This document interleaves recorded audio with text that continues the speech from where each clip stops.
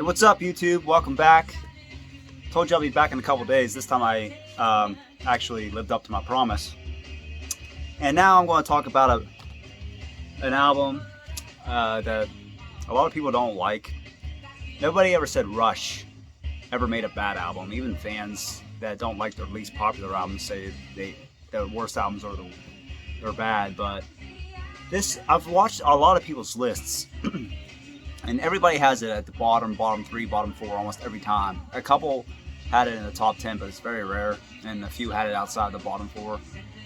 But I'm going to be talking about one of my favorite Rush albums that nobody likes that much.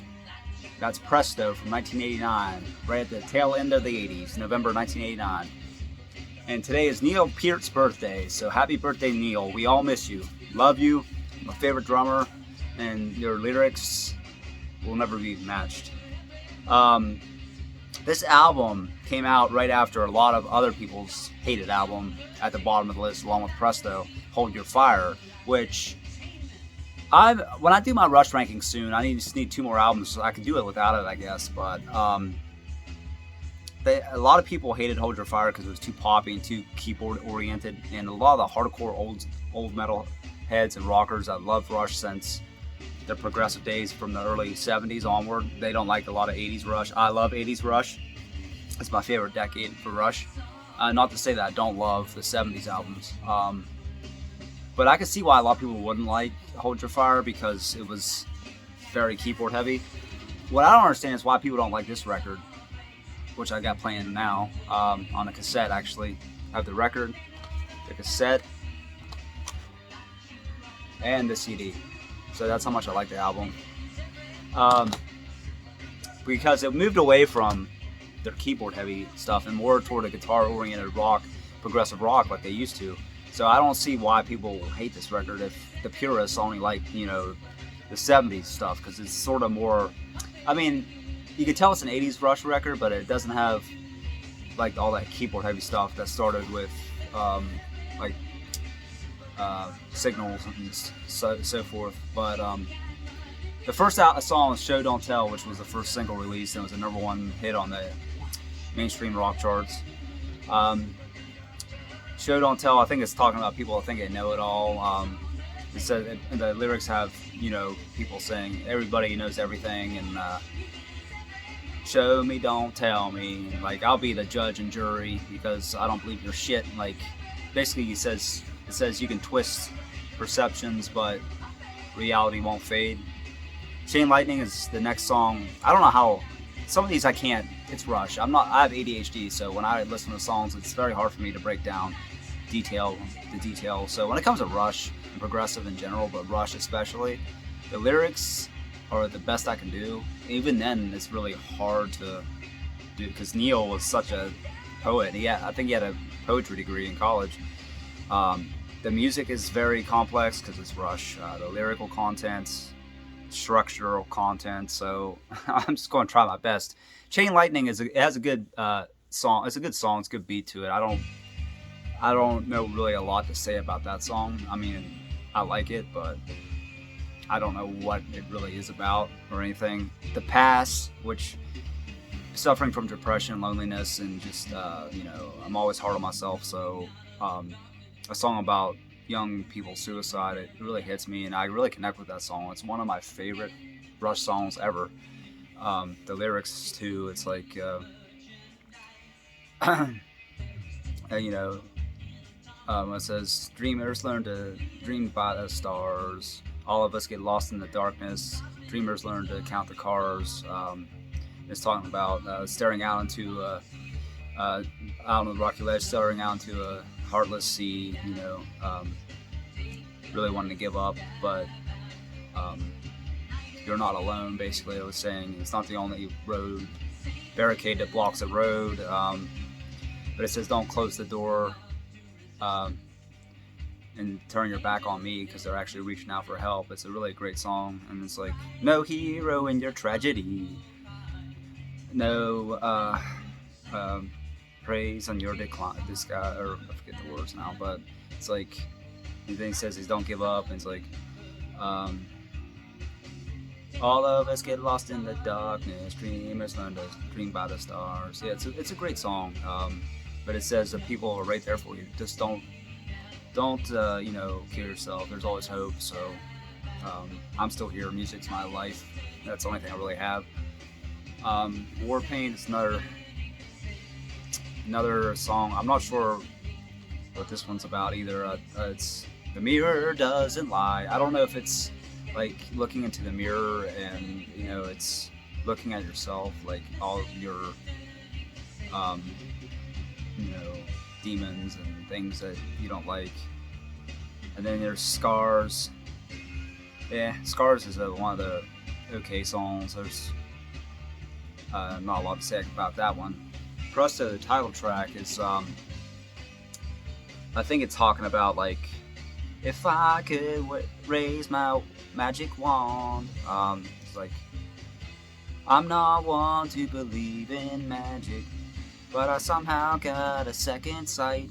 I think it's about empathy and sympathy and just for yourself and other people. Like, if you have a magic wand, you go back, change everything, but you can't. So, like, pull a rabbit out of the hat, Presto, like what the shirt and the album cover's about. Then you get the second side, Superconductor, which is the truest fucking song on the record when it comes to today and real life, because I say this, besides maybe the Suicide song, it's talking about how fake media is. They drill like this fake image in your head, fake story for you to believe. Watch his every move, superconductor, orchestrate illusions, hoping you believe, dreaming to deceive, or something like that. That's entertainment. Yeah, so it's like, that's what entertainment does. Whatever you see on the news is all fucking force fed into you. And if you're not careful, it can consume you, and you can believe all this false media, and what is always a false world, false lies, and it's just like it's orchestrated for your viewing pleasure. They want you to believe everything you hear and say. In Finland, they tell kids in school to question what they read. It's like George Carlin said, nobody fucking questions anything they read anymore. That's what that song's about, just a false life and the falsehood of media lying to us and wanting us to believe everything we see and hear. Anagram for Mongo is a really weird song. It sounds good, but it's another point on the album because it's about nothing, but how he wrote it out. Every word spell is written in its other, like an anagram. It's like sinner and saint, and every line has an anagram in it, and it means really nothing. The Mongo part, I guess I read where it's Geddy Lee said something about it's the Mongo from Blazing Saddles, like Candygram for Mongo, but this one's anagram for Mongo. Red Tide is also a damning song today with all the going green and climate change. It's about environmental destruction. This is not a false alarm. This is not a test. Playing right now. I guess there's a red tide. Sometimes you find the water due to pollution runoff and other issues that humans create, or it kills all the plant life and the sea life and the fish, and it washes over the sea. But climate change is not a joke. I don't get the whole electric car bullshit, but it is a real thing. So the song's really good too. Hand Over Fist is an interesting song. It sounds like it's about rock, paper, scissors, but it's about, Neil said it was about, sometimes a lot of Rush's lyrics is, individualism and, being yourself and all that.